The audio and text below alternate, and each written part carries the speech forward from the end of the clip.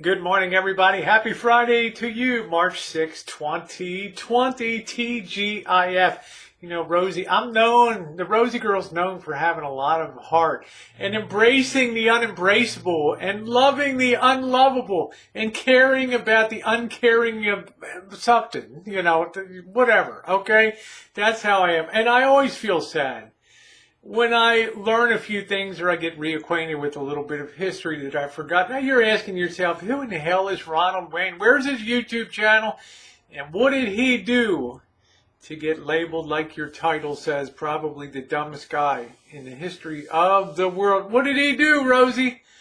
What did he do? Well, I'm going to tell you the sad story of Ronald Wayne. You know that sometimes there's people in life that they just have a black cloud that's over their head. Just everything they do is just exquisitely poor timing or just bad decision making. This categorized poor Ronald Wayne. Let's go back in time, and I'll leave a link to the Ronald Wayne story in the description box. You might want to check it out. He's probably a really nice guy. Maybe I'll run into him and I'll explain that to you. Maybe we'll get the maybe we'll get the interview. Maybe I'll get the royal boot. Maybe I'll be arrested. Anyway, let's push back the clock to 1976 and the founding of Apple Corporation. Of course, we all know Apple went on to become the largest market cap company in the history of the world, valued at something over $1 trillion at the market peak. Man, that is a lot of scratch. $1 trillion. Well, you may think that there's only two names that were ever associated with the founding of Apple, but you would be wrong. The original formation of Apple involved three men, okay, and a very important decision that they made in how the company would be structured as far as ownership. We all know Steve Jobs, the legendary founder and the real driver behind Apple Computer. He had 45% of the ownership.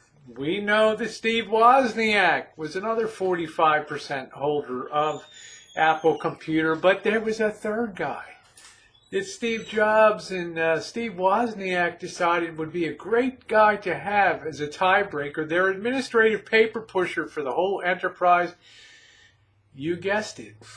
A poor guy named Ronald Wayne. Well, Wayne had 10% of the ownership. Reason being, if Wozniak and Jobs ever got into a disagreement, good old Ronald Wayne could cast the deciding vote. Right, 45-45. What do you say, Ron? You make the decision there. Yeah. What a great position to be in, right? Well, it wasn't long after the company formed, in less than a month, Ron's like, this is not my cup of tea, this company, right? Okay, I'm hitting the exit, and he sold his stake. I think he put it in for $500. He sold it for $800. Sold it back to those to Apple. Believe it or not. And of course, he went on with some other minor engineering jobs and things like that. And imagine him just over the years watching that Apple grow and grow and grow, to where his stake would have been worth $100 billion had he held on to it over 40 years later. But wait, there's more. Remember that black cloud I was telling you that kind of floats over the head? Well, Ronald Wayne had one very good thing in his possession. It was a paper that legally formed Apple Corporation. It was signed, the first piece of paper that brought all three of these great thinkers together to form Apple. Well, this formation paper, great, he went ahead and he sold it. Years later, after he left Apple, he sold it for the princely sum of $1,100. Yes, $1,100 for this strategically important paper in the history of capitalism in America. Yeah, I'll take $1,100 for it. Okay, you drive a hard bargain. Well, in 1991, that same paper went for over, are you ready for it? $1 million at auction. Ay, caramba, what am I doing wrong? It's like, Maybe they should have just bound him in a corner and just spoon-fed him and, cleaned him up once in a while and just put him on ice for 40 years. Say, Ron, great news, man. You're worth $100 billion, right? Sometimes the best thing in life is to do nothing at all. Where is Ron today?